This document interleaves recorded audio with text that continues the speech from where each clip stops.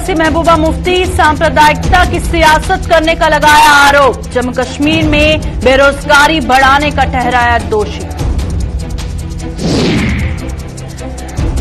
Statehood के मुद्दे पर कांग्रेस ने भरी हुंकार। महंगाई और बेरोजगारी पर भी केंद्र पर फूटा गुस्सा। जन जागरण अभियान में हासिल कर रही लोगों का समर्थन। हैदरपुरा में अवैध कॉल सेंटर को आतंकियों ने बना रखा था पनाहगाह। बड़े आत्मघाती हमले की रची थी साजिश। मामले की जांच के लिए सिट का हुआ गठन। नमस्कार, जम्मू कश्मीर का ये बुलेटिन देख रहे हैं आप और मैं हूं प्रियंका गुप्ता आपके साथ। तो चलिए शुरुआत करते हैं खबरों की। पीडीपी अध्यक्ष महबूबा मुफ्ती ने एक बार फिर केंद्र सरकार पर निशाना साधा है। महबूबा मुफ्ती ने केंद्र सरकार पर जहां सांप्रदायिकता की सियासत करने का आरोप लगाया है, वहीं जम्मू कश्मीर के युवाओं को रोजगार देने के नाम पर उन्हें रुस्वा करने की बात भी कही है। जम्मू में आज पीडीपी मुख्यालय में मीडिया के नाम संबोधन में महबूबा मुफ्ती ने यह आरोप लगाए। आइए आपको बताते हैं क्या कहना था उनका। प्रॉब्लम्स है जो इस वक्त जो यूथ है उनकी बहुत बड़ी प्रॉब्लम, सबसे बड़ी प्रॉब्लम बेरोजगारी है। इसका इनके पास इलाज नहीं है, बेरोजगारी का इलाज नहीं है। किसान पूरे एक साल से दर-दर हो रहा है, उसका कोई जवाब नहीं है। इनके पास एक ही मशीन, एक ही फैक्ट्री चलती है, वो है हिंदू मुस्लिम झगड़ा कराओ। त्रिपुरा से शुरू किया, उसके बाद यूपी, अब महाराष्ट्र, क्योंकि जून इलेक्शन यूपी के नजदीक आएंगे। लोगों के पास जब पहले सरकारें जाती थी वो बोलते थे हमने इतने पुल बनाए, इतने लोगों को रोजगार दिया, इतनी फैक्ट्रीज लगाई, इतना काम किया। इनके पास कहने को कुछ नहीं है, सिर्फ हिंदू और मुसलमान का झगड़ा कराते। तो उसी के नाम पे वोट लेते हैं। इसलिए मेरा आपसे ये कहना है कि आप लोग जाग जाओ, आप यंग हो। अगर यहाँ पावर प्रोजेक्ट है तो यहाँ के कितने लोगों को नौकरी मिल रही है उसमें? अगर यहाँ फैक्ट्रीज लगाई गई है तो यहाँ के लोगों को कितनी नौकरी मिलती है? अगर 370 खत्म किया उसके बाद जो नौकरियां हैं उसमें बाहर के लोगों को कितनी मिली, यहाँ के लोगों को कितनी मिली? आज हरियाणा सरकार ने कुछ दिन पहले ऑर्डर निकाला कि जितनी भी नौकरियां वहां सरकारी है 75% वहां के लोगों को मिलेंगी। अब पंजाब ने भी वही ऑर्डर निकाला कि 80% वहां के लोगों को मिलेगी। तो जो जम्मू कश्मीर में था तो यहाँ क्यों हटा दिया? आपने देखा दुकानदार खजल हो रहा है, टिप्पर वाला खजल हो रहा है, जो रेत बाजरी वो भी बाहर के ले जाते हैं। जो यहाँ वाइन के साथ काम करते थे उसमें भी बाहर के ठेकेदार आ गए। तो इनका काम है कि जो इन्होंने एक वो बेरोजगारी हटाने का एक तरीका किया, कुछ इन्होंने रखे हैं ऐसे गुंडे एलिमेंट्स जिनको खाना भी मिलता है, पैसा भी मिलता है, पवा भी मिलता है, वो सिर्फ झगड़ा करवाते हैं। कांग्रेस ने एक बार फिर स्टेटहुड का मुद्दा उठाते हुए केंद्र सरकार पर जम्मू कश्मीर के आवाम के साथ धोखा करने का आरोप लगाया है। पार्टी के जनजागरण अभियान के आज रियासी पहुंचने पर प्रदेश कांग्रेस कमेटी के अध्यक्ष गुलाम अहमद मीर ने कहा कि 370 पर लोगों की अलग अलग राय हो सकती है, लेकिन केंद्र सरकार को जम्मू कश्मीर से रियासत का दर्जा छीनने की जरूरत क्यों पड़ी? इसका जवाब उसके पास नहीं है। मीर ने महंगाई और बेरोजगारी के मुद्दे पर भी केंद्र सरकार को आड़े हाथों लिया। पहला जो हमारे 1,30,00,000 लोगों को सदमा है वो इस बात का है, हमारा कसूर क्या था? किसने डिमांड की थी कि हमें आप यूटी दे दो? किसने कहा था कि स्टेट को डाउनग्रेड करो? 370 पर डिफरेंस ऑफ ओपिनियन हो सकती थी, वो चीज बाद में भी दे सकते, मगर स्टेट को डाउनग्रेड क्यों किया? तो इसलिए पहला मुद्दा तो वो रहेगा, स्टेट को बहाल करना है। वो ये करें तो अच्छी बात, नहीं करे तो करवाया जाएगा। और उसके बाद जो महंगाई और जो बेरोजगारी इस रियासत में बढ़ती जा रही है, इनके राज के होते हुए, डबल इंजन की सरकार होते हुए, जो यहाँ का नौजवान त्रस्त है, परेशान है, गरीब को 2 हाथों की मजदूरी नहीं मिल रही कहीं पर, जो मरकजी सरकार यूपीए के दिए हुए प्रोग्राम थे उनको भी इतने फॉर्मेलिटीज में डाल दिया कि साल गुजरने पर किसी मजदूर के हाथ एक दिन का काम नहीं मिल रहा है। कांग्रेस का जनजागरण अभियान जहां जम्मू सूबे में जारी है, वहीं कश्मीर में भी कांग्रेस लोगों के बीच जाकर उनका समर्थन हासिल कर रही है। इसी कड़ी में उत्तरी कश्मीर के बारामूला जिले के कुंजर इलाके में कांग्रेस की जिला इकाई ने आज एक कार्यक्रम का आयोजन कर जहां पार्टी कार्यकर्ताओं से जमीनी सतह पर काम करने का आह्वान किया, वहीं महंगाई और बेरोजगारी की भी बात की गई। कांग्रेस नेताओं ने आरोप लगाया कि केंद्र सरकार ने जम्मू कश्मीर से राज्य का दर्जा छीनकर यहां की आवाम से उनके बुनियादी हकूक भी छीन लिए हैं। देख रहे हैं कि लोग इस परेशानी से बाहर निकलना चाहते हैं और उनकी नजरें सिर्फ कांग्रेस की तरफ लगी हैं, क्योंकि कांग्रेस ही एक वाहिद मुल्क की पार्टी है जिसकी एक ताबनाक हिस्ट्री है। उसने इस मुल्क को आजादी की जंग लड़ी है, उसको आजाद किया है। जब से हमारे सियासी हुकूक छीने गए हैं, लोग मायूस हैं और उनकी नजरें सिर्फ कांग्रेस पार्टी की तरफ रही है। और लोगों का कहना यह है कि अगर हमें इस जंजर से कोई आजादी देगा, अगर इस मुश्किलात से कोई हमें निकाले देगा, अगर प्राइस राइज से हमें बाहर कोई निकालेगा, अगर बेरोजगारी से हमें निकालेगा, वो सिर्फ वाहिद इंडियन नेशनल कांग्रेस है। इसकी एक ताबनाक हिस्ट्री है। यही कश्मीर से लेकर कन्याकुमारी तक पार्टी है। यही हमें सियासी हुकूक जो हमें छीन गए हैं, यही हमें वापस दे सकते हैं। श्रीनगर मुठभेड़ में मारे गए मुदस्सर गुल ने आतंकवादियों के लिए हाईटेक पनाहगाह बना रखी थी। पेशे से ठेकेदार व दिखावे के लिए कॉल सेंटर चलाने वाला आतंकवादियों का ओवरग्राउंड वर्कर मुदस्सर गुल जिस घर में रहता था, वहां उसने कॉल सेंटर खोल रखा था, जहां से वह लगातार देश विदेश में बैठे आतंकी संगठनों के लगातार संपर्क में था। गनीमत यह है कि सुरक्षा बलों को समय रहते इस ठिकाने के बारे में पता चल गया, और नहीं तो यह आतंकवादी आने वाले दिनों में श्रीनगर में एक बहुत बड़े आत्मघाती हमले की फिराक में थे। मुठभेड़ में 4 लोग मारे गए हैं, जिनमें एक पाकिस्तानी समेत 2 आतंकी, मकान मालिक अल्ताफ अहमद व किराएदार मुदस्सर अहमद शामिल है। इस बात का खुलासा आईजीपी कश्मीर विजय कुमार ने किया। उन्होंने कहा कि मुठभेड़ के बाद मुदस्सर के कमरे में ली गई तलाशी में ऐसे कई सबूत मिले हैं जिससे इस साजिश का पता चलता है। डीआईजी की अध्यक्षता में गठित एक सिट हैदरपुरा में स्थित इस हाईटेक ठिकाने के तौर तरीकों की जांच करेगा। विजय कुमार ने हालांकि इस पर भी खेद जताया कि हाईवे के नजदीक आतंकियों ने पनाहगाह बना रखी थी, जिसके बारे में सुरक्षा बलों को भनक तक नहीं लगी। उन्होंने यह भी बताया कि अल्ताफ की मौत आतंकियों की गोली से हुई या फिर सुरक्षा बलों की गोली से, इसकी जांच भी की जाएगी। हमें डर जो है, जो रेंट पर घर ऊपर वाले 3 फ्लोर का 3 कमरा दिया था मुदस्सर गुल को। मुदस्सर गुल बेसिकली बिजनेसमैन है, कॉन्ट्रैक्टर है बाय प्रोफेशन, और ये फेक अनऑथराइज कॉल सेंटर चला रहा था।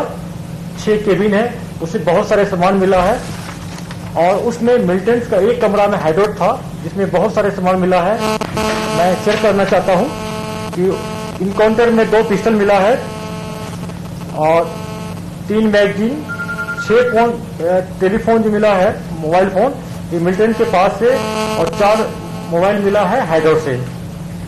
एक कॉल सेंटर है जिसमें 6 केबिन है, उसमें 6 कंप्यूटर्स था, 6 सीपीयू थे, बीओपी इनेबल था, और यूएसए का उसमें बहुत सारे मैप था। और हाइडआउट में बहुत सारे सामान था जिसमें गर्म कपड़ा, kitchen equipment, drugs, Corex, TV और इंजेक्शन जो टेररिस्ट इंजरी होने के बाद यूज करता है। इसके बाद मैं आप लोगों से ये भी शेयर करना चाहता हूं कि संडे के जो डाउनटाउन एरिया में हमारे पुलिस पार्टी पर अटैक हुआ था, जिसमें हमारे एक पुलिसकर्मी को गला में गोली लगा था, उसमें ये टेररिस्ट इन्वॉल्व था। सिर्फ पाकिस्तान में बाकी कंट्री का भी यहाँ पर बहुत सारे नंबर मिला है, और इसका हम लोग एनालिसिस कर रहे हैं, स्पेशल टीम बना दी है, जिसको डीआई सब खुद देखेंगे, और जो इसमें से हम लोग मिलेगा इसमें से आप लोग को हर एक स्टेज पर शेयर करते रहेंगे। हाँ, ये हम लोग के लिए रियली बहुत, मैं अपना सिक्योरिटी लैब्स मानता हूँ या इंटेलिजेंस लैब्स मानता हूँ। ये एनएच पर है जहाँ पर डेली 24 आवर्स आरोपी लगता है, वहीं पर बिल्डिंग है, उसके टॉप फ्लोर पर टेररिस्ट आता था। ये हम लोग के लिए बहुत कंसर्न विषय है। हम लोग मेहनत कर रहे हैं, इस टाइप का और कहीं हाइडआउट होगा तो हम लोग इसको बस्ट करते रहेंगे। मैंने खुद बोला है कि जो अल्ताफ का डेथ तो क्रॉस फायरिंग हुआ है। मैंने ये नहीं कहा कि जो किसने मिलिटेंट ने मार दिया या हम लोग ने उसको, इनकाउंटर होती है, किसका गोली लगा ये तफ्तीश दौरान होगा।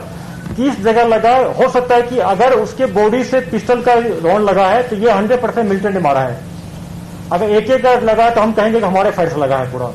जो पोस्टमार्टम रिपोर्ट आ जाते हैं हम उसमें चेक करते हैं। आर्म्ड पुलिस के एडीजीपी एसजेएम गिलानी ने आज आईआरपी की 19वीं बटालियन के कठुआ स्थित मुख्यालय का दौरा किया। इसी दौरान वहां आयोजित दरबार के दौरान गिलानी ने अधिकारियों व जवानों को पेश आ रही समस्याएं सुनकर उन्हें जल्द हल करने का आश्वासन दिया। इसी दौरान वहां स्कूल व कॉलेज के स्टूडेंट्स और 19वीं बटालियन के जवानों के बीच आयोजित कबड्डी व रस्साकशी के खेलों का भी लुत्फ उठाया और विजेताओं को इनाम भी वितरित किए।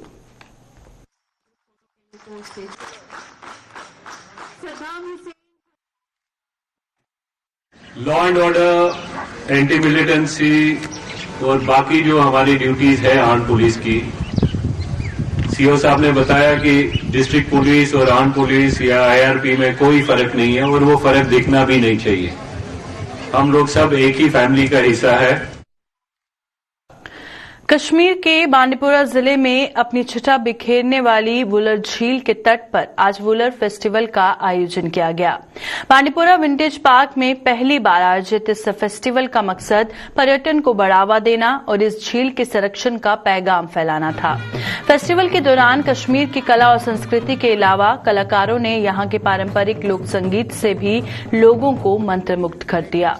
जिले के डीसी डॉक्टर ओवीस, पर्यटन विभाग के सचिव समद हफीज और कश्मीर के डायरेक्टर टूरिज्म जीएन यत्तू भी इस मौके पर मौजूद रहे। पहली बार यहाँ पे जो वुलर फेस्टिवल मनाया जा रहा है डिस्ट्रिक्ट एडमिनिस्ट्रेशन और डिपार्टमेंट ऑफ टूरिज्म के कोलैबोरेशन से हो रहा है। तो इसका मेन मोटिव यही था कि एक तो यहाँ का टूरिज्म प्रमोट हो और उसी के साथ साथ जो यहाँ का वुलर लेक है जो एक बहुत ही बड़ा नेचर का गिफ्ट है बांडीपुरा के लिए, one of the largest fresh water lake है एशिया की, तो उसकी कंजर्वेशन की तरफ भी ध्यान जाए। तो ये लोगों की तरफ से ही मनाया जा रहा है। डिस्ट्रिक्ट एडमिनिस्ट्रेशन इसको कोऑर्डिनेट कर रहा है और ये बहुत ही खुशी की बात रही कि आज लोकल लोगों ने बहुत बढ़ चढ़ के इस पे हिस्सा लिया। जम्मू श्रीनगर हाईवे पर पेश आए हादसे में आज एक शख्स की मौत हो गई। दरअसल यह हादसा चनैनी नाशी टनल के भीतर तब पेश आया जब एक टवेरा और स्कॉर्पियो गाड़ी के आमने सामने जोरदार टक्कर हो गई। वहीं टनल के बचाव दल ने अभियान चलाकर सभी घायलों को सीएचसी चनैनी शिफ्ट किया, जहां डॉक्टरों ने एक शख्स को मृत घोषित कर दिया। इस हादसे में 7 अन्य लोग घायल भी हुए और वहीं पुलिस ने मामला दर्ज कर हादसे के कारणों की जांच शुरू कर दी है।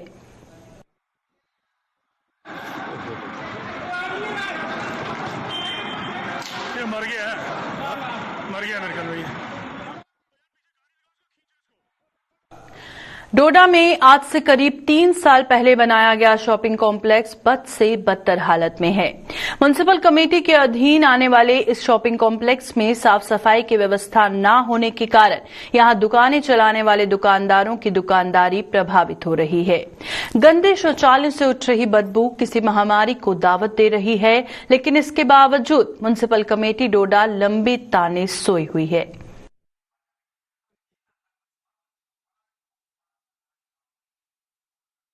बीच में हो रही थी, लेकिन आजकल जो है महीने में 1-2 बार या 3 बार सफाई होती है। आगे से थोड़ी होती है फ्रंट से हमारी दुकान के आगे, लेकिन जहाँ से हम चढ़ते हैं जो सेटअप है इसका ऊपर चढ़ने के लिए, तो पौड़ियों की बहुत ही बुरी हालत है। तो इस तरफ आप अंदर की तरफ देखेंगे तो मुश्क आ रही है। और अंदर एक बाथरूम है, तो आपको मैं बताता चलूं कि मैंने 250-300 रुपए खर्च करके एक ताला वहां लगा दिया था, क्योंकि उस बाथरूम तो है लेकिन उसमें पानी वगैरह का कोई भी नीचे निकास नहीं है, ना हाथ धोने का कोई प्रोग्राम है। मार्केट वाले जो भी है लोग हैं वो आते हैं बाथरूम यूज करते हैं, उसमें पानी नहीं है तो गंद करके चले जाते हैं। अब तो ये है कि अब तो कुछ 100 रुपए हमारे से कुछ और भी लिया जा रहा है कि हम जी इसको सफाई करेंगे, अच्छी तरीके से मेंटेनेंस रखेंगे तो आपको 100 रुपए और देना होगा। तो 100 रुपए हम और दे रहे हैं, लेकिन सफाई जो है 2 या 3 बार ही आते हैं महीने में। इधर परेशानी का सामना एक ऐसा गंदगी बहुत है सर, इधर बहुत गंदगी है सर, कस्टमरों को दिक्कत आ रही है सर। हमें तो आ ही रही है लेकिन कस्टमरों को भी दिक्कत आ रही है सर, बहुत सारी गंदगी है इधर सर। सर यहाँ पे कोई नजरअंदाजी कर रहे हैं सर, इसको कोई नजर मारने भी नहीं है सर। बाथरूम है यहाँ पे अवेलेबल है सर, इसमें कोई पानी नहीं है, कुछ नहीं सर। लोग आ रहे हैं यहाँ पे, गंदगी हो रही है सर। हम बाहर जा रहे हैं बाथरूम में, हम बस स्टैंड में जाते हैं सर। श्री गुरु नानक देव जी के प्रकाशोत्सव पर निकाले जाने वाले भव्य नगर कीर्तन पर इस बार भी कोरोना का काला साया पड़ा है। कोरोना महामारी के कारण इस बार भी जम्मू में नगर कीर्तन नहीं निकाला जाएगा। अलबत्ता 19 नवंबर को मुख्य कार्यक्रम जम्मू के चांद नगर स्थित गुरुद्वारा साहिब में आयोजित किया जाएगा। ये जानकारी आज एक प्रेस कॉन्फ्रेंस के दौरान कमेटी के सदस्य जगजीत सिंह ने एक प्रेस कॉन्फ्रेंस के दौरान दी। नगर कीर्तन का प्रोग्राम कैंसल किया गया है और मेन फंक्शन है 19 तरीक खुले पंडाल दे विच चांद नगर विखे किया जा रहा है, जिदे विच काफी लोग बाहरों और मेन साडे डेरा नगाली साहब के मुखी मंत मनजीत सिंह जी और डेरा जन्ना साहब के मुखी तेजवंत सिंह जी उत्थे आ रहे ने। उहदे नाल बहुत काफी रागी जथे और प्रचारक आ रहे हैं। और सारे साडा फर्ज बनता है कि असीं गुरु नानक देव जी के इस जन्मदिन नूं बड़े उत्साह और जलो जलाल नाल मनाइए और सारियां संगतां हुम हुम आके चांद नगर पहुंचन। गुरु का लंगर टुट परतेगा और सारियां संगतां की अपील है कि जिस तरह तुसीं पहलां इस दिन नूं बड़े उत्साह दे नाल मनांदे हो, इसे तरह इस दिन नूं अज मनाना है। सारी संगतां की अपील है कि हुम हुम आके आओ ताकि असीं वधिया तरीके नाल गुरपुरब मना सकीए। कठुआ में समाज कल्याण विभाग किस तरह समाज के प्रति अपनी जिम्मेदारियां निभा रहा है, इसकी पोल कुछ स्थानीय लोगों ने खोली है। ये लोग पिछले कई सालों से बुढ़ापा पेंशन हासिल करने के लिए विभाग के चक्कर पे चक्कर लगाकर अपने कई जूते चप्पल खिसा चुके हैं, लेकिन बदले में इन्हें रुसवाई के कुछ हाथ नहीं लगा।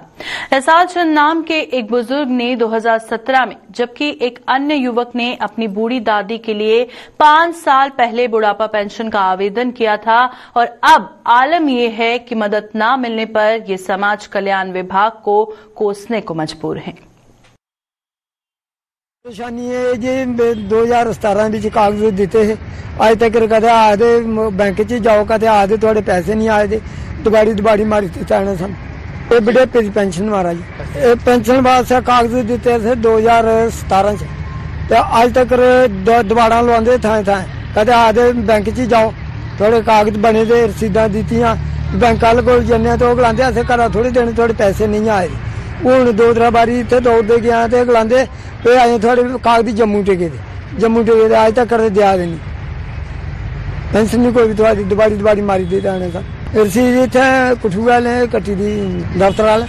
मतलब पेंशन का चक्कर है, 5 साल हो दौड़ते, बमार दादी की पेंशन है, काफी जेरे बमार कुत्थे फिरदे रहा 5 साल हो दौड़ा लाते सन, आइए सन लारे लाते बैंक वाले वो आते उधर जाओ, बैंक वाले उल्टे गाला करते कि पेंशन है क्योंकि आई दी नहीं है, कोई घरा थोड़ा देनी है, गरीब लोग है, साढ़ा अपना नहीं सर्कल चलता, दादी कुत्थे फिरते रौना, 5 साल हो नंगे पैर दूए त्रीए चलते और सारी कोई सुनाई नहीं है, माड़े बंदा साल कोई नहीं दिता है। जेरे सरकार अच्छी है, जेरे अगे लीडर है वो मतलब गरबंजी वो करते हैं, जेरे साढ़े पैसे उइये खाई दे पे, कोई नहीं दिता सानू, तो माड़े बंदे कोई नहीं सुनता है।